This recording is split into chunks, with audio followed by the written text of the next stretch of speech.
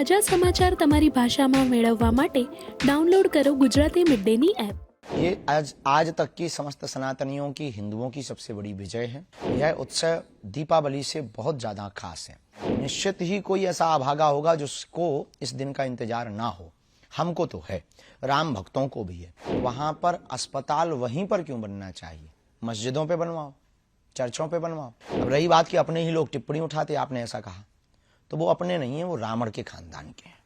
और रावण के खानदान के लोग इस प्रकार की वार्तालाप करते हैं, उनको शेम टू यू।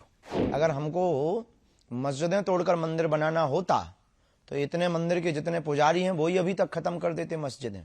सिद्ध है कि ज्ञान वापी में शंकर है, कृष्ण जन्मभूमि कन्हैया की है। श्री सीताराम बागेश्वर धाम की जय। हम कोई महात्मा नहीं है, साधु नहीं है, लेकिन प्रत्येक भारतीय सनातनियों की ये पहचान है। कंठी माला, मस्तक पर तिलक, ये पोटली हमारे गुरुदेव भगवान की दी हुई मालाओं की है।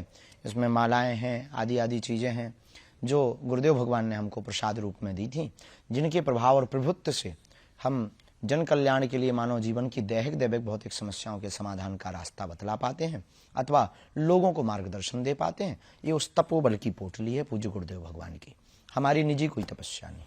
जी, चूंकि राम दरबार है आपके गले में और राम मंदिर का उद्घाटन होना है, प्राण प्रतिष्ठा होनी है भगवान श्री राम की मूर्ति की अयोध्या में, ये जो एक उत्सव है इसको लेकर के आप, चूंकि आपको निमंत्रण मिला है, आप वहां पर शायद जाएंगे भी, जा रहे हैं। उत्सव है, इसको किस तरह से आप देखते हैं? ये आज तक की समस्त सनातनियों की, हिंदुओं की सबसे बड़ी विजय है, सबसे बड़ी जीत है।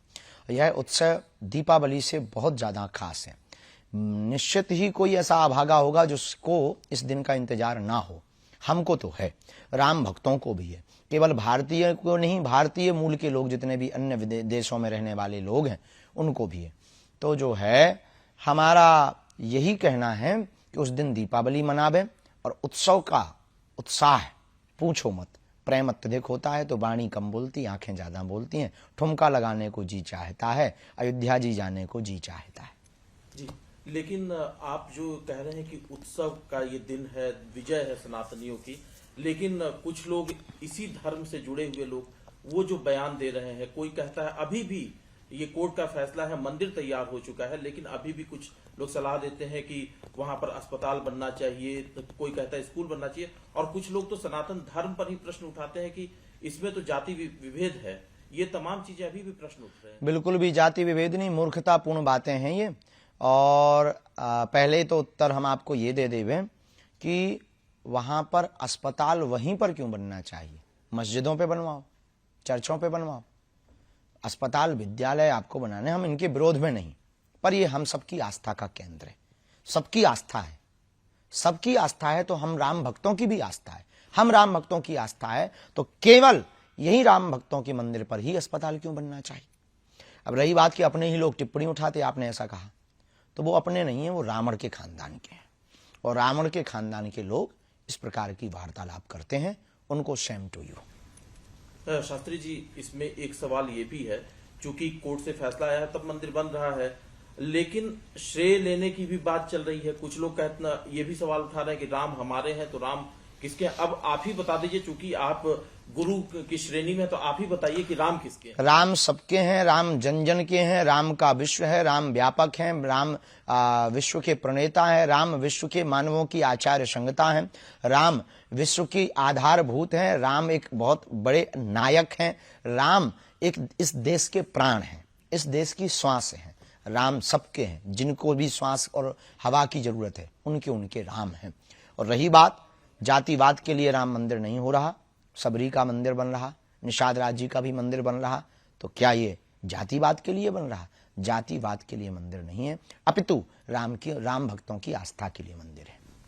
एक बयान जो आया कि वो भगवान श्री राम को उन्होंने कह दिया कि वो तो क्षत्रिय धर्म के थे, मांसाहारी थे, इस तरह के भी भगवान श्री राम। बाद में उसने क्षमा मांगी। मूर्खतापूर्ण बातें हैं, राक्षस वृत्ति के लोग हैं। इस प्रकार के जो वार्तालाप, ना इन्होंने राम को समझा, ना रामत्व को समझा, ना राम तत्व को समझा, ना इन्होंने राम के बारे में पढ़ा, ना गढ़ा।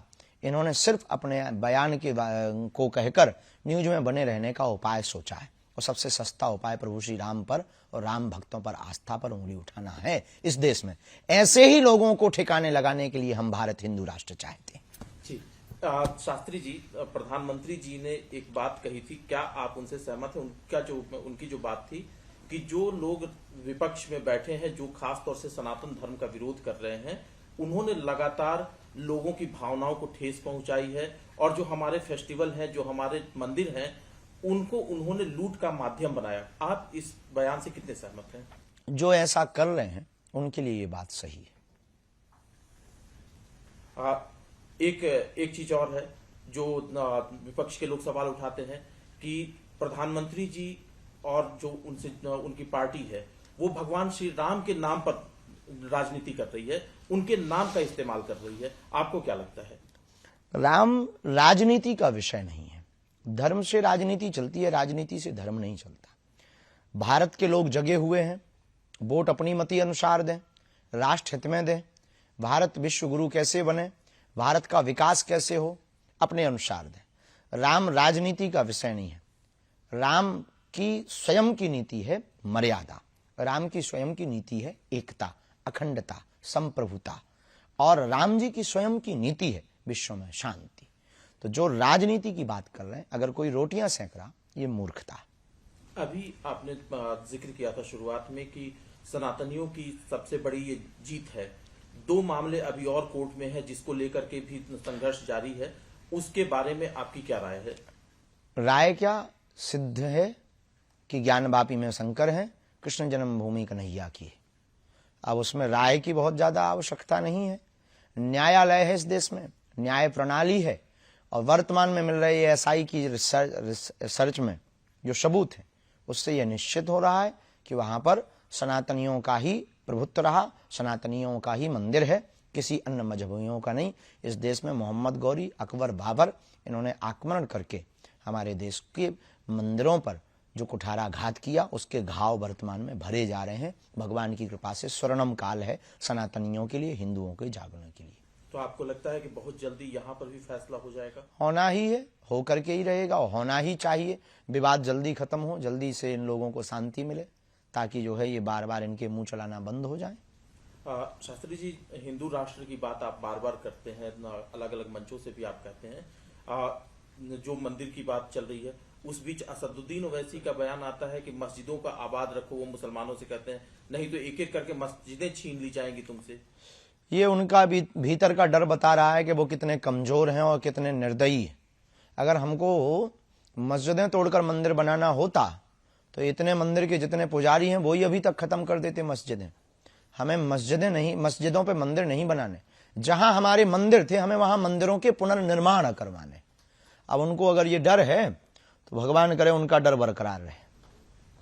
जी, एक सवाल और है सीए एनआरसी को लेकर के कि इस देश में सीए लागू हो, कुछ लोग इसका विरोध करते हैं। एक तबका कहता है कि उसके खिलाफ है, एक विशेष धर्म के खिलाफ है। विशेष धर्म के खिलाफ नहीं है, इसमें बहुत न्याय प्रणाली के साथ सीए का प्रयोग है। बुद्ध, जैन, ईसाई आदि जितने भी आए हैं भारत में, इन्हें शरणार्थी कहते हैं। एक भाषा में शरणार्थी आए हैं। तो बांग्लादेश और पाकिस्तान आदि से आए हुए अन्य मजहब के लोग भी कुछ आए हैं, जिनका नाम नहीं हम लेना चाह रहे, जिनका भी नाम ले रहे थे उनके समाज के लोग, उनके खिलाफ नहीं है। पर उनके लिए एक बहुत सुंदर तर्क है कि तुम अपना देश छोड़ के क्यों आए, क्या आवश्यकता थी? भाई हमारे घर में भोजन भाजन की बढ़िया व्यवस्था होगी तो हम पड़ोसी के घर क्यों डेरा डालेंगे? या तो कोई तुम्हारा षड्यंत्र है, या फिर तुमको कोई कान भर रहा है, या कोई इंटरनेशनल साजिश है। तो बढ़िया है, सीए बहुत बढ़िया है। शास्त्री जी, एक राजनीतिक सवाल है, क्योंकि 2024 में लोकसभा के चुनाव भी होने हैं, राम मंदिर का निर्माण हो रहा है, ये आकलन है कि इसका प्रभाव भी रहेगा लोकसभा के चुनाव पे। आपको क्या लगता है, भारतीय जनता को जो वोट देने जाएगी, क्या उसको नरेंद्र मोदी को एक और चांस देना चाहिए? हम राजनीति पर टिप्पणी तो नहीं करते, न राजनेता पर टिप्पणी करते। जो राष्ट्र हित की बात कर रहा, राष्ट्र हित के लिए बोल रहा, राम राज्य की स्थापना के लिए जी रहा, ऐसे व्यक्ति को भारत के संपूर्ण वोटरों को स्वविवेक के साथ अपनी मति के अनुसार वोट देना चाहिए। अब किसको देना चाहिए ये तुम्हारा विवेक, हमारे कहने से आपको वोट देना नहीं। और हम राजनीति पर टिप्पणी करके काहे को बेफिजूली में फंसे। लेकिन कुछ लोग ये राय रखते हैं कि शास्त्री जी पर्ची निकालते हैं तो राहुल गांधी और कांग्रेस की भी कभी पर्ची निकाल करके बता दें कि देखो साहब, हम पर्ची निकालते हैं मानव जीवन की दैहिक दैविक भौतिक समस्याओं के समाधान के लिए। सबको आना चाहिए, जिन्हें निकलवानी है वो आए। अब आपके कहने से नहीं हम निकालेंगे, जिनको निकलवानी है वो हमारे पास आए, हम बिल्कुल बारे में उनके बताएंगे। जो हमें चेतना के बल पे, शक्ति के बल पर पता लगेगा, हम बोलेंगे और जो बोलेंगे वो सत्य होगा। ये हनुमान जी की कृपा। एक सवाल है कि जो आज की वर्तमान जो आज का राजनीतिक परिदृश्य है, जिसमें कई अलग अलग मोर्चों पर काम हो रहे हैं, क्या आकलन है आपका इस सरकार को लेकर के जो ये काम कर रही है? मैं किसी पार्टी की बात नहीं कर रहा, किसी नेता की बात नहीं कर रहा। इस पर अभी हम कुछ कह नहीं सकते हैं जी। एक सवाल आखिरी है, चूंकि राम अयोध्या में आ रहे हैं, अपने भवन में जा रहे हैं, राम राज्य को लेकर के कि राम राज्य की स्थापना कैसे हो? सिर्फ राम के आने से राम राज्य की स्थापना नहीं होगी, क्या संदेश देना चाहेंगे आप? राम राज्य की स्थापना होगी, अमीर और गरीब को छांटा जाए और गरीबों का भला किया जाए और जातिवाद को खत्म किया जाए। जातिवाद की रोटी सेंकने वालों के मुंह पर जोरदार तमाचा लगवाया जाए कानून के द्वारा। और भारत में राम राज्य की स्थापना, ये जो राम जी के ऊपर वो टिप्पणी उठाते हैं, इनके लिए कठोर कानून बनाया जाए और तीर्थों को स्वच्छ पवित्र किया जाए और तीर्थ क्षेत्र में बिकने वाली मांस मंदरा पर पूर्ण प्रतिबंध लगाया जाए और गरीबों को पूर्ण अधिकार दिया जाए, चाहे वो किसी भी जाति का हो, किसी भी वर्ग का हो, किसी भी मजहब का हो, तो भारत हिंदू राष्ट्र बनेगा और राम राज्य होगा। लेकिन जातिगत जनगणना की बात हो जाती है ना, जब इस तरह की बातें उठती। जातिगत जनगणना की जगह अमीर और गरीब की जनगणना होनी चाहिए और गरीबों की जनगणना करके उनको लाभ देना चाहिए। राम अयोध्या में आ रहे हैं, अपने भवन में, अयोध्या में तो वो थे ही, उल्लास है आपके, आप अपने हृदय का जो उल्लास है वो किस तरह से व्यक्त करेंगे? राम जी तो अवध में विराज रहे। पहले लोग कहते थे कि राम लला हम आएंगे, मंदिर वहीं बनाएंगे। अब बन गया है भगवान की कृपा से। राम लला आ रहे हैं 22 तारीख को और हिंदुओं को जगा रहे हैं हनुमान जी की कृपा से। अभी वर्तमान में एक गीत बहुत चल रहा है, 2 लाइन उसकी सुना देते हैं। अरे मेरी झोपड़ी के भाग आज खुल जाएंगे, राम आएंगे। मेरी झोपड़ी के भाग्य आज खुल जाएंगे, राम आएंगे। राम आएंगे आएंगे राम आएंगे, राम आएंगे आएंगे राम आएंगे। मेरी झोपड़ी के भाग्य आज खुल जाएंगे, राम आएंगे। ये भाव बहुत ज़्यादा सबरी माता का ये भाव है और सब लोग उस दिन का इंतजार कर रहे हैं। बड़ी दिव्यता भव्यता के साथ प्रभु श्री राम जी विराजमान हो रहे हैं। और हमको तो अयोध्या में जाकर एक ही बात याद आती, सीताराम जी की प्यारी राजधानी लागे, महारानी लागे, मन मीठो मीठो सरजू जी को पानी लागे।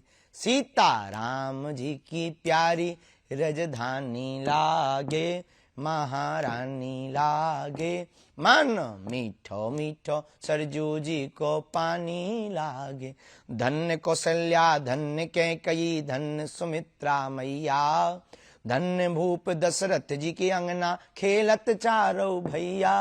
हाँ खेलत चारों भैया, गुड़धानी लागे, बड़ी प्यारी लागे, मन मीठो मीठो सरजू जी को पानी लागे। श्री सीताराम। સબસ્ક્રાઇબ કરો Gujarati mid day. Bell icon પર ક્લિક કરીને મેળવો તમામ વિડીયોના ડાયરેક્ટ નોટિફિકેશન.